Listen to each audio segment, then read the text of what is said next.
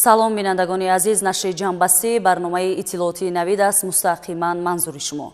дар студия ҳабибаи комил ва сурдатарҷумон Авранг Қамаров. фармони президенти ҷумҳурии Тоҷикистон дар бораи аз вазифаи прокурори генералии ҷумҳурии Тоҷикистон озод намудани Раҳмон Юсуф Аҳмадзод. мутобиқи моддаи 69 Конститутсияи ҷумҳурии Тоҷикистон фармон медиҳам. Раҳмон Юсуф Аҳмадзод бо сабаби ба кори дигар гузаштан аз вазифаи прокурори генералии ҷумҳурии Тоҷикистон озод карда шавад. Президенти ҷумҳурии Тоҷикистон Эмомалӣ Раҳмон шаҳри Душанбе 4 феврали соли 2025.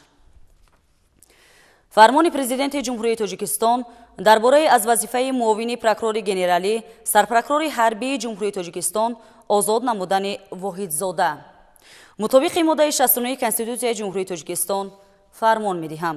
Воҳидзода Ҳабибулло Саидулло бо сабаби ба кори дигар гузаштан аз вазифаи муовини прокурори генералӣ сарпрокурори ҳарбии ҷумҳурии Тоҷикистон озод карда шавад. Президенти ҷумҳурии Тоҷикистон Эмомалӣ Раҳмон шаҳри Душанбе 4 феврали соли 2025. фармони президенти ҷумҳурии Тоҷикистон дар бораи прокурори генералии ҷумҳурии Тоҷикистон таъин намудани Воҳидзода. мутобиқи моддаи 69 Конститутсияи ҷумҳурии Тоҷикистон фармон медиҳам. Воҳидзода Ҳабибулло Саидулло прокурори генералии ҷумҳурии Тоҷикистон таъин карда шавад. президенти ҷумҳурии Тоҷикистон Эмомалӣ Раҳмон шаҳри Душанбе 4 феврали соли 2025. фармони президенти ҷумҳурии Тоҷикистон дар бораи муовини прокурори генералӣ сарпрокурори ҳарбии ҷумҳурии Тоҷикистон таъин намудани Ҳаётзода. мутобиқи моддаи 69 Конститутсияи ҷумҳурии Тоҷикистон фармон медиҳам. Ҳаётзода Фирдавс Ҷурахон муовини прокурори генералӣ сарпрокурори ҳарбии ҷумҳурии Тоҷикистон таъин карда шавад. президенти ҷумҳурии Тоҷикистон Эмомалӣ Раҳмон шаҳри Душанбе 4 феврали соли 2025. фармони президенти ҷумҳурии Тоҷикистон дар бораи муовини прокурори генералии ҷумҳурии Тоҷикистон таъин намудани Қосимзода.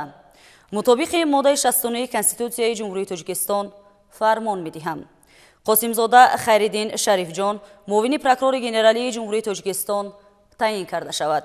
президенти ҷумҳурии Тоҷикистон Эмомалӣ Раҳмон шаҳри Душанбе 4 феврали соли 2025. фармони президенти ҷумҳурии Тоҷикистон дар бораи котиби шӯрои амнияти ҷумҳурии Тоҷикистон таъин намудани Раҳмон Юсуф Аҳмадзод. мутобиқи моддаи 69 Конститутсияи ҷумҳурии Тоҷикистон фармон медиҳам. Раҳмон Юсуф Аҳмадзод котиби шӯрои амнияти ҷумҳурии Тоҷикистон таъин карда шавад. президенти ҷумҳурии Тоҷикистон Эмомалӣ Раҳмон шаҳри Душанбе 4 феврали соли 2025. амри президенти ҷумҳурии Тоҷикистон. Оқилзода Нурулло бо сабаби ба кори дигар гузаштан аз вазифаи мушовири калони бахши ёрдамчии президенти ҷумҳурии Тоҷикистон оид ба масъалаҳои рушди иҷтимоӣ ва робита бо ҷомеа озод карда шавад. президенти ҷумҳурии Тоҷикистон Эмомалӣ Раҳмон шаҳри Душанбе 4 феврали соли 2025.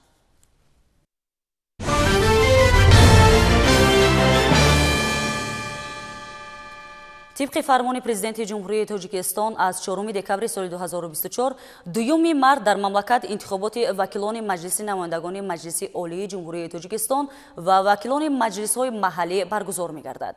дар ҳамин замина комиссияи марказии интихобот ва райпурсии ҷумҳурии Тоҷикистон комиссияҳои ҳавзавиро таъсис дод ки айни замон кор дар онҳо мутобиқи нақша ҷараён дорад.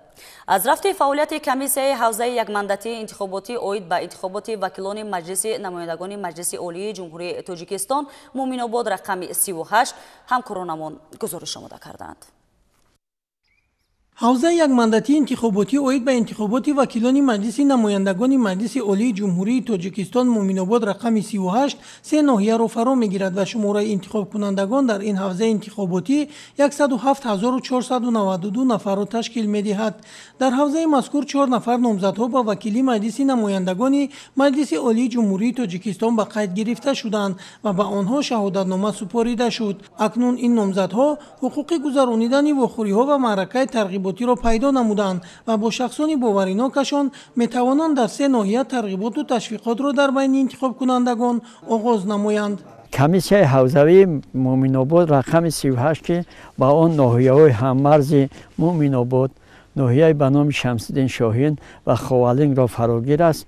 در حدود این حوزه 134 تا участкаҳои интихоботӣ و 134 تا کمیسیه‌های انتخاباتی در دایره وکالت‌های حوزه انتخاباتی حوزه انتخاباتی تأسیس داده شدند و همه کمیسیه‌های ناحیوی که از آن 40 کمیسیه به ناحیه مومن‌آباد، 43 کمیسیه انتخاباتی در ناحیه خوالینگ و 51 کمیسیه انتخاباتی در ناحیه شمس‌الدین شاهین عین فعالیت و نظام اداره‌کنی و برگزار نمودن انتخابات را کرده ایستادند. در حوزه انتخاباتی مومن‌آباد رقم 38 الکی شماره آوازدهندگان حوزه معین کرده شدند. با اطلاع رئیس حوزه برای آمادگی به انتخابات و برگزاری جریان آن به طور شفاف و دموکراتیک 240 نفر مشاوران ملی و 948 نفر اعضایان کمیسیه فعالیت می‌نمایند. همزمان با جلب اختیاریان بخش کار با جوانان و ورزش ناحیه در کوچه و محله‌ها، تشکیلات و کارخانه‌ها و خیابان و گلگشت‌های ناحیه به انتخاب کنندگان راهنمای انتخاب کننده و ورقه‌های تبلیغاتی و بوکلت‌ها را عاید به انتخاباتی در پیش ایستاده تقسیم می‌نمایند. در برابر این участкаҳои انتخاباتی با دستورالعمل بوکلت‌ها، آویزه‌ها و دیگر تجهیزات و لوازمات تامین گردیدند. اعضایان участкаҳои انتخاباتی رویخط انتخاب کنندگان را آماده نموده در участкаҳо خانه مادر و کودک، نقطه طبی و حجره علاهیده برای معیوبان تشکیل کردند. اعضایان کمیسیه حوزوی پیوسته از участкаҳо دیدن کرده برای در سطح بلند گذراندن انتخابات آمادگی میگیرند. شیرینجان سفرزاده، سیف‌الدین اسماعیلов از ناحیه مومن‌آباد برای برنامه نوید.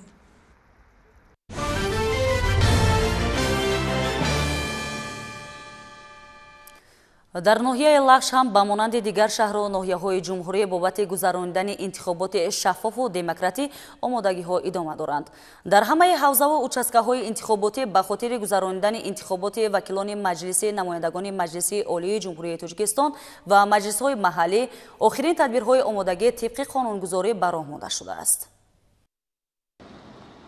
امروزها در ناحیه لش آمادگی به انتخابات وکیلان مجلس نمایندگان مجلس عالی جمهوری تاجیکستان، مجلس وکیلان خلق ناحیه و مجلس‌های محلی ادامه دارند. ساکنان این ناحیه دوردست کوهستان جهت در سطح بلند سیاسی دور نمودن این معرکه مهم سیاسی آمادگی گرفته در ناحیه تمام چاره‌های ضروری عملی گردیده است.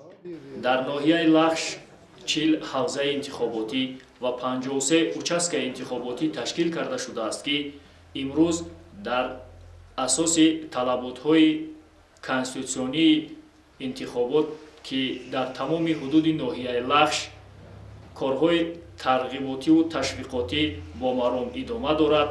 تمام участкаҳои انتخاباتی که با شعار و آویزه‌ها با لوحه‌های اطلاعاتی پورا تامین کرده شده است.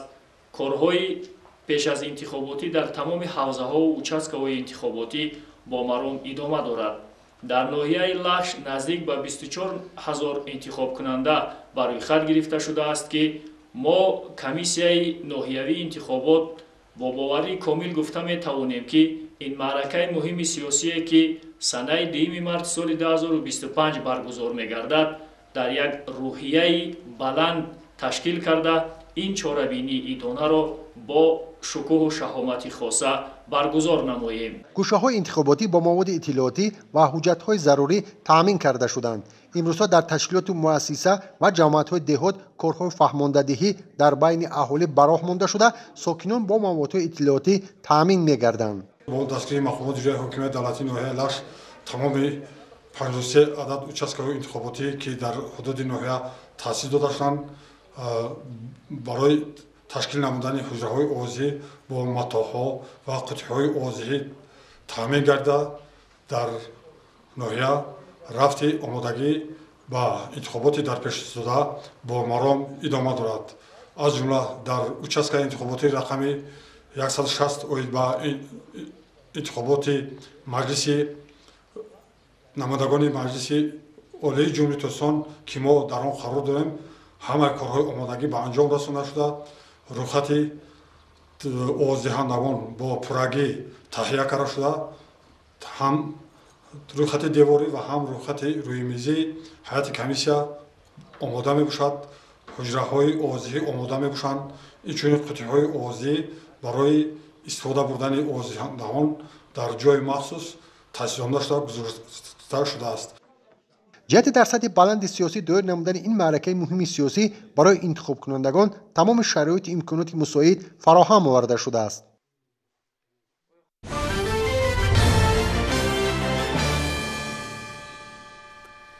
имрӯз дар муассисаи давлатии филармонияи давлатии Тоҷикистон ба номи Акашариф Ҷураев маросими ҷоизаспории соҳаи кор бо ҷавонон ва қадрдонии ғолибони озмунҳои соҳавии Кумитаи кор бо ҷавонон ва варзиши назди ҳукумати ҷумҳурии Тоҷикистон дар соли 2024 баргузор гардид. Дар ин маросими тантанавӣ беш аз 150 нафар ҷавонон ҳавасманд гардонида шуданд.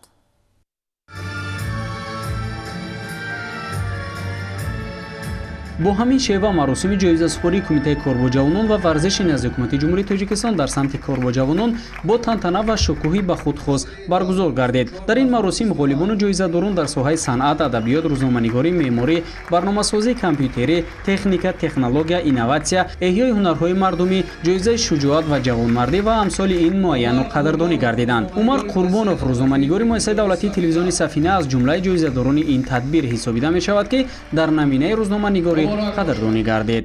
барои ман ҳамчун як ҷавоне ки дар ҷодаи рӯзноманигорӣ фаъолият мекунам ва фаъолияти маро байнобат гирифта имрӯз Кумитаи кор бо ҷавонон ва варзиши назди ҳукумати ҷумҳурии Тоҷикистон бо ҷоиза қадрдонӣ кардан хеле миннатдор ҳастам ва дар фаъолияти хеш кӯшиш менамоям ки ба дастовардҳои бузургу назаррас ноил гардам. дар тадбири мазкур ёрдамчии президенти ҷумҳурии Тоҷикистон оид ба масъалаҳои рушди иҷтимоӣ ва робита бо ҷомеа Абдулло Раҳмонзода, роҳбарияти Кумитаи кор бо ҷавонон ва варзиши назди ҳукумати ҷумҳурии Тоҷикистон, ҳамчунин дигар роҳбарону намояндагони сохторҳои дахлдори давлатӣ иштирок намуданд. таъкид гардид, ки тадбири мазкур бо мақсади ҳавасмандсозии ҷавонону наврасон роҳандозӣ шуда, яке аз иқдомҳои наҷиби роҳбарияти ҳукумати кишвар дар ин раванд ҳисобида мешавад. маросими ҷоизаспории кумита дар соҳаи кор бо ҷавонону наврасон дар тамоми самтҳо давоми чанд сол боз баргузор карда мешавад, ки дар охири ҳар сол натиҷагирӣ шуда беҳтаринҳо ва онҳое ки воқеан дар татбиқи барномаву стратегияҳои рушди соҳаи кор бо ҷавонон ҳиссагузоранд қадрдонӣ мегарданд.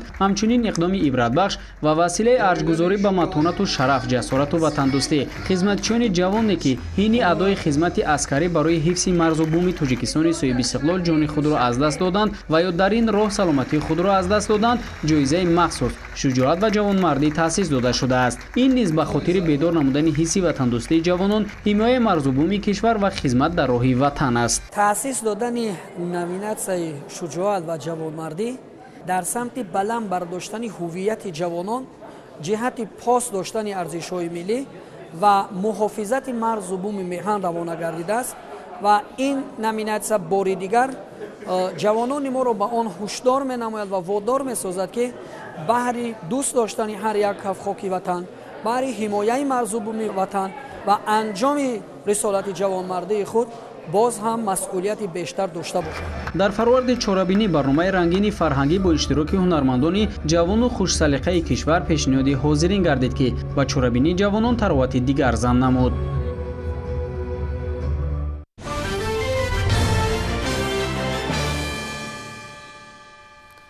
сокинони ноҳияи Вахш дар доираи сазовор таҷлил намудани ҷашни пурифтихори милли 35-солагии истиқлолияти давлатӣ тасмим доранд, ки аз ҳисоби маблағҳои буҷавӣ ва саҳми арзандаи соҳибкорони маҳаллӣ беш аз 250 иншооти гуногунро бунёду барқарор намуда мавриди баҳрабардорӣ қарор диҳанд.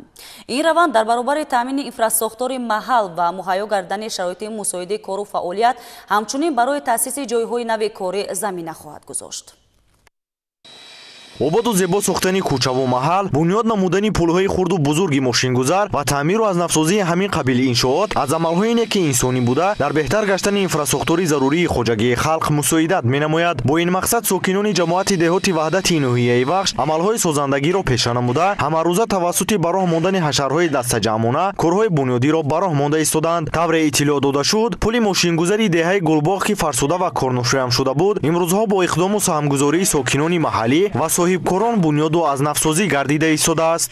пругмо вайрон шуда буд, ғалтидагӣ буд, мушкилӣ доштем, раҳ надоштем. 5 километр фур гашта ба қишлоқ ма мерафтем. бо 5 километр гаштагӣ лой буд, рай нами зимистон рай барфӣ обод як за балница бурдан, ҳама шароиту ҳама тарафа қим буд. бачаҳо дастгирӣ кардан қишлоқ баъд ҳукумат раиси ҷамоатиро дастгирӣ кардан.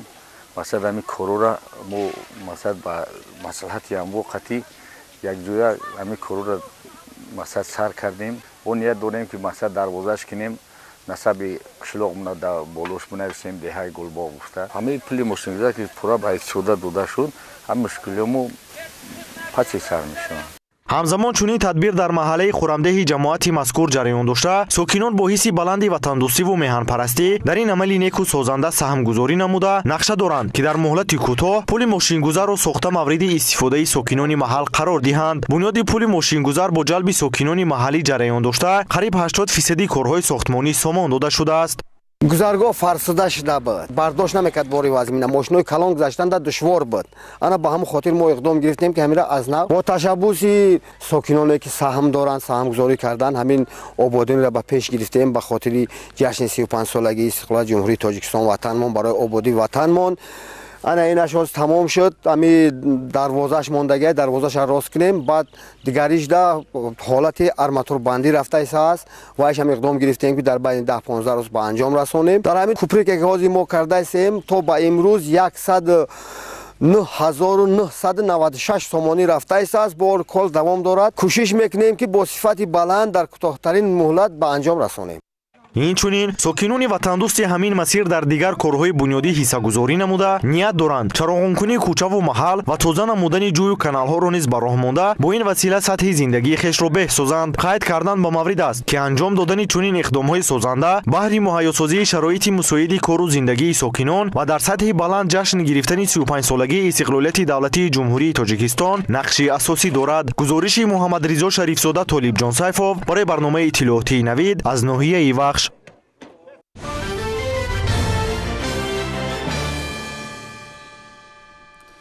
ضمن برگزاری نشستی خبری رهبریت کمیته زبان و اصطلاحات نزد حکومت جمهوری تاجیکستان اطلاع دادند که در دایره سنجش و آموزش وضع اجرای قانون جمهوری تاجیکستان درباره زبان دولتی جمهوری تاجیکستان در سال 2024 فعالیت 50 مقامات و تشکیلات و مؤسسه‌های دولتی مورد سنجش قرار گرفته است. در این سال کمیته در همکاری با مؤسسه دولتی رکلام بیرونی و آرایش شهر دوشنبه 548 مواد تشکیلات و مؤسسه رکلام استحصال کننده و صاحبکاران انفرادی را جهت مطابق نمودن با طلبات قانون جمهوری تاجیکستان درباره زبان دولتی جمهوری تاجیکستان مورد بررسی قرار داده موافقه نموده است. وابسته به نامگذاری ملی به 911 مراجعت شهروندان از جانب کمیسیای نامگذاری نامهای ملی نزد کمیته خلاصه پیشنهاد گردیده است. سال 2024 از جانب کمیسیا به 330 مراجعت کننده برای مطابقت نکردن نامگذاری فرزندانشان به طلبات فهرست نامهای ملی تاجیکی، معیار سنتی نامگذاری ملی تاجیکی و نداشتن سابقه تاریخی در نامگذاری ملی تاجیکی خلاصه رد داده شد. گفته شد در نشست مطبوعاتی. کمیته اوید به تحصیلات ابتدایی و میانه کسبی نزد حکومت جمهوری تاجیکستان نیز با برگزار نمودن نشست مطبوعاتی در حضور خبرنگاران از فعالیت یک ساله خود نتیجه گیری کرد. دوام سال 2024 این ساختار با فراگیری 12,000 شهروند از روی 50 کسب و هنر مشغولیت‌ها را تشکیل نموده است. соли 2024 12,000 шаҳрванд аз рӯи 50 касбу ҳунар аз ҷумла қаннодӣ, дузандагӣ, ронандагӣ, ҳисобдорӣ, истифодабароии компютер, кафшергарии газию барқӣ, устои барқ ва ғайраҳо машғулияти кӯтоҳмуддатро хатм намуданд ки 1484 нафарашон духтарон мебошанд. дар ин хусус имрӯз зимни нишасти матбуотӣ раиси кумита оид ба таҳсилоти ибтидоӣ ва миёнаи касбии назди ҳукумати ҷумҳурии Тоҷикистон Фарҳод Раҳимӣ иттилоъ дод. зикр шуд ки дар ин давра дар самти таъмини татбиқи натиҷабахши стратегияи ҷумҳурии Тоҷикистон дар соҳаи илм, технология ва инноватсия барои давраи то соли 2030 ва ислоҳи камбудиҳои ҷой дошта аз тарафи кумита барномаи давлатии рушди муассисаҳои таҳсилоти ибтидоӣ ва миёнаи касбии ҷумҳурии Тоҷикистон барои солҳои 2025-2030 таҳия гардида барои баррасӣ ба ҳукумати ҷумҳурии Тоҷикистон пешниҳод карда шуд. бо амалишавии барнома таҳкими заминаҳои моддию техникии муассисаҳои таълимии таҳсилоти ибтидоӣ ва миёнаи касбӣ, таҷҳизонидани озмоишгоҳу лабораторияҳо, синфхонаҳои фаннию, устохонаҳои таълимӣ ташкил гардида ин раванд дар ҳама муассисаҳо марҳила ба марҳила амалӣ мегардад. бо мақсади беҳтар кардани сифати таҳсил дар 36 муассисаи таҳсилоти миёнаи касбии равияи табиӣ аз рӯи 13 ихтисос дар заминаи синфҳои 9 ва 11 нақшаи таълимӣ, инчунин 70 нақшаи таълимии равияҳои техникӣ ва технологӣ ҷавобгӯ ба талаботи стандартҳои ҷаҳонии таҳсил таҳия гардида мавриди истифода қарор дода шуд. дар айни замон нақшаҳои таълимии равияҳои фарҳанг ва санъат аз рӯи 24 ихтисос мавриди таҳлилу баррасӣ қарор доранд, гуфта шуд дар нишасти хабарии кумита оид ба таҳсилоти ибтидоӣ.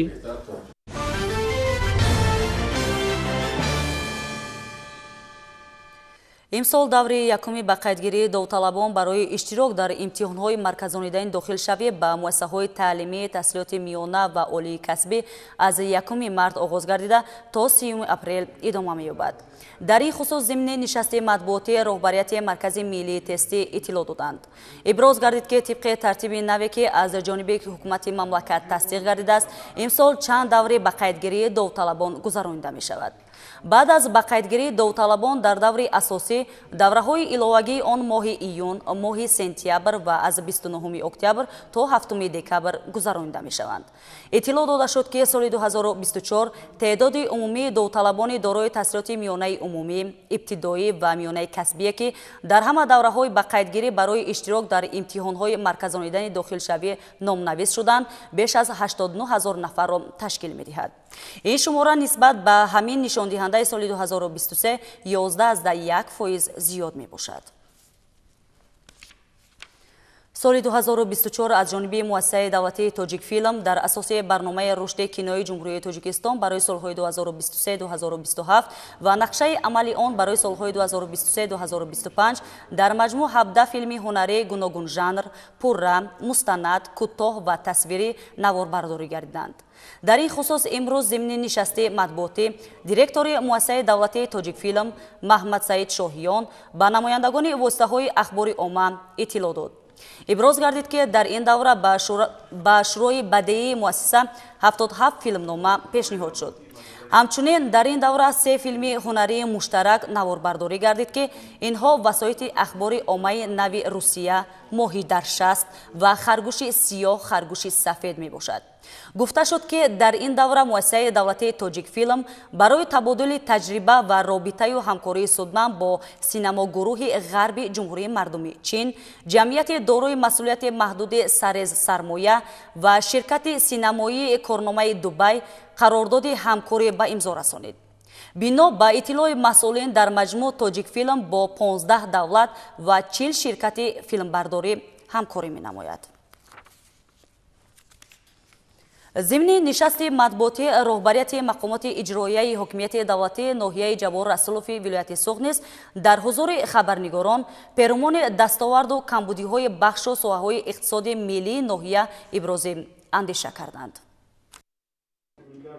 дар ноҳияи Ҷабор Расулов бо иштироки роҳбарият ва кормандони мақомоти маҳаллии ҳокимияти давлатии ноҳия, намояндаи ҳукумати вилоят, рӯзноманигорон нишасти навбатии матбуотӣ доир шуд. бобати ҷанбасти фаъолияти хоҷагии халқи ноҳия дар соли 2024 раиси ноҳия ахборот пешниҳод намуда аз ҷумла қайд намуд ки нақшаи қисми даромади буҷаи маҳаллӣ 131 миллиону 834 ҳазор сомонӣ пешбинӣ гардида, иҷрои он 131 миллиону 827 ҳазор сомонӣ таъмин карда шуд ки қариб 100% нақша мебошад. дар ноҳия соли гузашта дар майдони 4002 гектар кишти пунбадона гузаронида шуда, аз ин майдон бояд 12250 тонна пахта чида мешуд, вале бо сабабҳои гуногун чун номусоидии боду ҳаво ва дигар омилҳо мутаассифона 7500 тонна тиллои сафед ҷамъоварӣ шудааст. раиси ноҳия умед бар он кард ки соли ҷорӣ ҳосилнокии пахта баланд бардошта шуда, дурнамои чиниши пахта 100%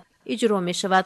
зимни нишасти матбуотӣ роҳбари ноҳия сатҳи омодагӣ ба интихоботи дар пеш истода ва омодагиҳо ба таҷлили сазовори 35-умин солгарди истиқлоли давлатии ҷумҳурии Тоҷикистонро муҳим ва саривақтӣ арзёбӣ намуд. дар рафти нишасти матбуотӣ раиси ноҳияи Ҷаббор Расулов изҳори умед намуд ки ҳамкории судманди намояндагони васоити ахбори омма бо мақомоти иҷроии ҳокимияти давлатии ноҳия минбаъд низ таҳким меёбад, зеро маҳз ҳамкории дуҷониба дар ҳалли мушкилоти ҷойдошта такони ҷиддӣ мебахшад.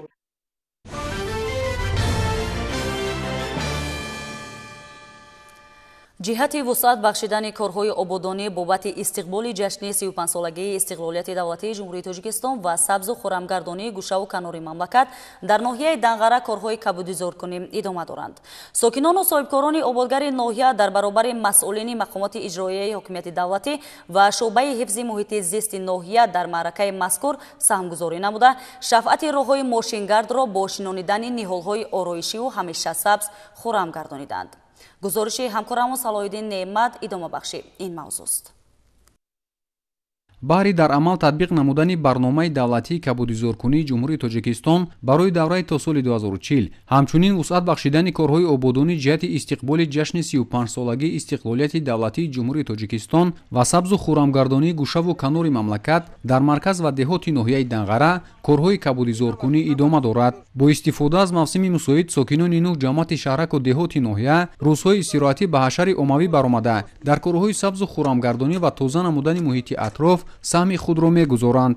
дар тадбири навбатии кабудизоркунӣ сокинону соҳибкорони ободгари ноҳия низ дар баробари мақомоти иҷроии ҳокимияти давлатӣ ва шуъбаи ҳифзи муҳити зист дар маъракаи мазкур саҳмгузорӣ намуда, шафъати роҳҳои мошингардро бо шинонидани ниҳолҳои ороишиву ҳамешасабз хӯрам гардониданд. ба хотири он ки шуғли асосии сокинони деҳоти доманакӯҳи ноҳияи Данғара чорводорӣ мебошад, баҳри эмин нигоҳ доштани ниҳолҳо аз ҳайвонот дар минтақаҳои моҳгузар ба миқдори зарурӣ симтурҳои муҳофизатӣ кашида шуд. имрӯз дар ноҳияи Данғара дар ҷамъияти шаҳрак деҳоти ноҳия маъракаи ниҳолшинонӣ бо мардум идома дорад. нақшаи ниҳолшинонӣ ва кабудизоркунӣ аз тарафи мақомоти иҷроии ҳокимияти давлатии ноҳия 22000 ниҳол ба нақша гирифта шуда истодааст. ниҳолҳои ҳамешасабз, сояфкан ва ороишӣ мебошад. 41000 беғ гули садбарг шинонда шудааст ва гули лола зиёда аз 130000 шинонда шудааст то ба имрӯз. ин тадбири экологӣ дар назди корхонаву ташкилотҳои ноҳия низ идома дорад. кормандони маркази рушди малакаҳои ноҳияи Данғара бо ташкил намудани аксияи оммавии ниҳолшинонӣ шумораи зиёди ниҳолҳои ҳамешасабзу ороишӣ ба иқлими ноҳия мутобиқро дар назди муассиса бо риояи қоидаҳои агротехникӣ шинониданд.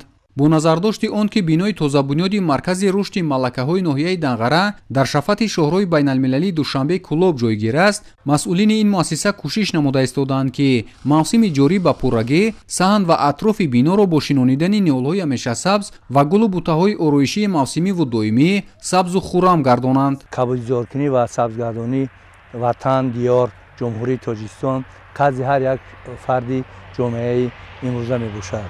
дар асоси нақша чорабиниҳои солонаи маркази рушди малакаҳои ҷумҳуриявӣ дар ноҳияи Данғара имрӯз бо аҳли коллективи омӯзгорон ва курсантҳо 200 ниҳоли сояафкан ва ороиширо дар саҳн ва намои бинои муассисаи давлатӣ шинонда бошем. гузашта аз ин нақша чорабиниҳои муассисаи давлатӣ маркази рушди малакаҳои ҷумҳурии Тоҷикистон дар ноҳияи Данғара аз он иборат аст ки дар рӯзҳои минбаъда шанбегиҳо ташкил карда баъд фориғ аз кори асосӣ будан гирди атрофи муассисаро бо гулу бутаҳо ва сабзиҳо оро дода бошем. сокинону соҳибкорони ноҳияи Данғара дар баробари масъулини мақомоти иҷроияи ҳокимияти давлатӣ ва кормандони корхонаву ташкилотҳо бо дарки масъулияти баланд иброз менамоянд ки минбаъд низ дар чунин тадбирҳои оммавии экологӣ фаъолона ширкат намуда дар беҳдошти ҳифзи муҳити зист ҳиссаи муносиби худро мегузоранд. Салоҳиддин Неъматов, Маҳмудҷони Зиёиддин барои барномаи иттилоотии Навид аз ноҳияи Данғара.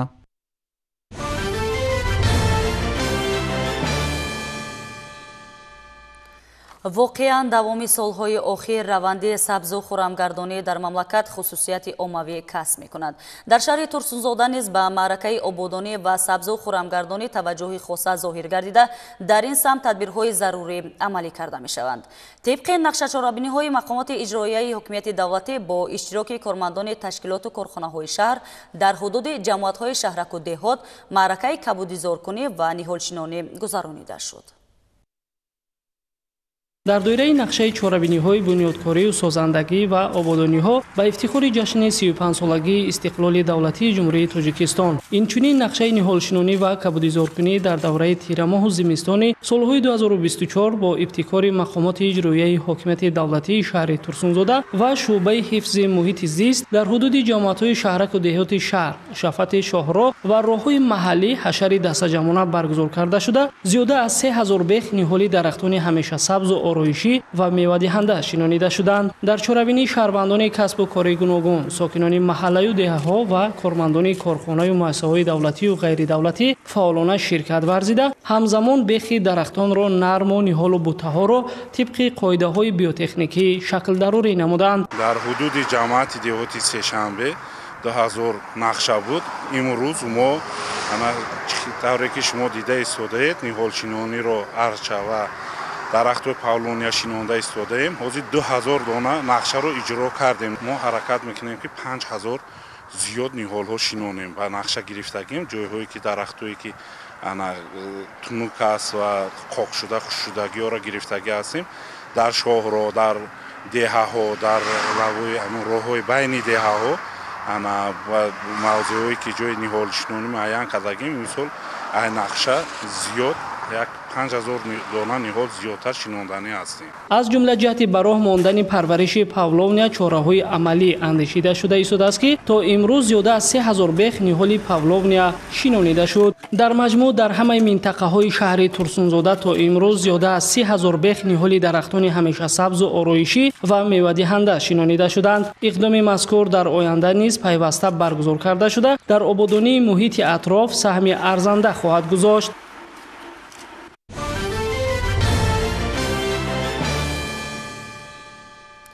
сардӣ ва боришоти барфи ҳафтаи гузашта дар минтақаҳои кӯҳӣ масъулину кормандони хоҷагии ҷангал ва дигар сохторҳои дахлдорро дар масъалаи ғамхорӣ намудан ба олами вуҳуш бетараф нагузошт. чунки боришоти барф хатари нестшавии ҳайвоноту паррандаҳои нодирро ба вуҷуд меорад. аз ин рӯ дар минтақаҳои кӯҳии шаҳри Исфара имрӯзҳо корҳои биотехникӣ анҷом дода мешаванд. имрӯзҳо кормандони шуъбаи ҳифзи муҳити зисти шаҳри Исфара мувофиқ ба нақшаи корӣ бо мақсади ҳифзи олами набототу ҳайвонот ва беҳдошти вазъи экологии минтақа бо корҳои биотехникӣ машғуланд. ба наздикӣ аз ҷониби онҳо тадбири навбатии муҳими экологӣ гузаронида шуд. дар рафти он масъулин ҷиҳати дар фасли сармо ҳифз намудани ҳайвонот ва паррандагони нодир тадбирҳои биотехникиро анҷом доданд.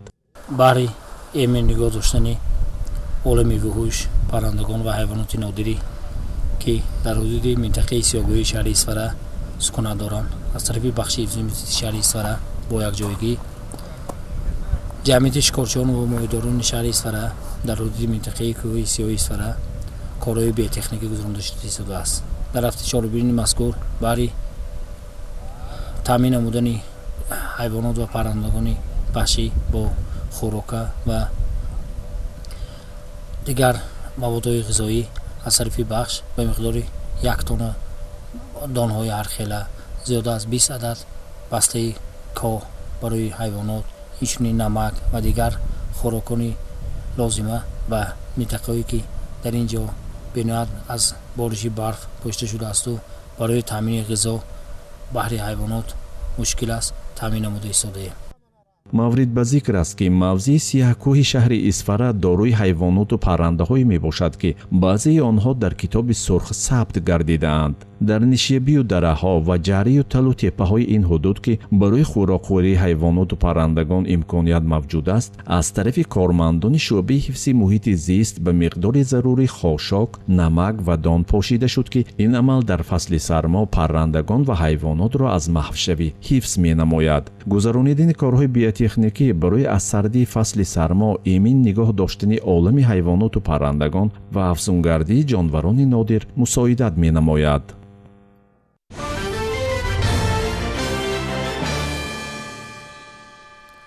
дар италия боз як макони таърихӣ баъд аз таъмиру навсозӣ ба рӯи дӯстдорони таъриху фарҳанг боз шуд.